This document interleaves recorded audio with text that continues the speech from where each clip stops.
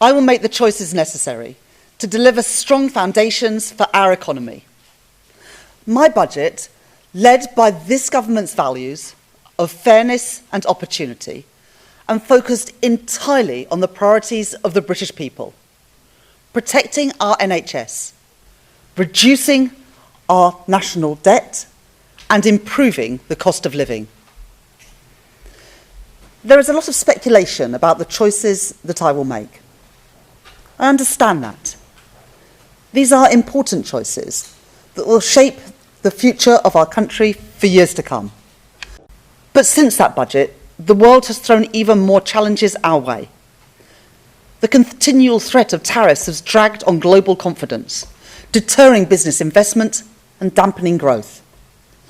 Inflation has been too slow to come down, as supply chains continue to be volatile, meaning the costs of everyday essentials remain too high. And the cost of government borrowing has increased around the world, a shift that Britain, with our high levels of debt left by the previous government, has been particularly exposed to.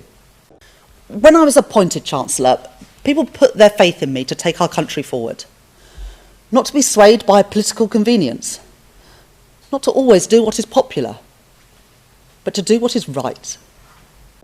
But I know that there is more to do. In the budget and beyond, I will continue to drive for more productive and more efficient public services right across government, making savings and rooting out waste wherever I find it. Our growth was the fastest in the G7 in the first half of this year. I don't expect anyone to be satisfied with growth of 1%. I'm not, and I know that there is more to do.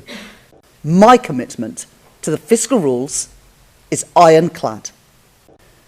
The alternative is to row back on those investments, to return to the cycle of austerity and decline, which is what got us here in the first place, passing the cost of government failure onto communities and families, stifling our economic growth, and weakening Britain's foundations in an unstable world. I will not repeat those mistakes. And this whole government are committed to reforming our welfare state, so that it is not a system that counts the costs of failure, but one that invests in success and protects those who need it most. And there are longer-term challenges too. That feeling, shared by millions of people across the country, that the economy isn't working as it should. Alongside the budget this month, the Office of Budget Responsibility, the UK's public finance watchdog, will set out the conclusions of their review of the supply side of the UK economy. I will not preempt those conclusions, but it is already clear that the productivity performance that we inherited from the last government is weaker than previously thought. The decision to pursue a policy of austerity after the financial crisis dealt a hammer blow to our economy, gutting our public services and severing the flows of investment that would have put our country on a path to recovery. The years that followed were characterised by instability and indecision, with crucial capital investment continually sacrificed and hard decisions put off again and again. Mine will be a budget for growth, with fairness at its heart, and a budget that supports businesses to create jobs and to innovate. As I take my decisions on both tax and spend, I will do what is necessary to protect families from high inflation and interest rates, to protect our public services from a return to austerity.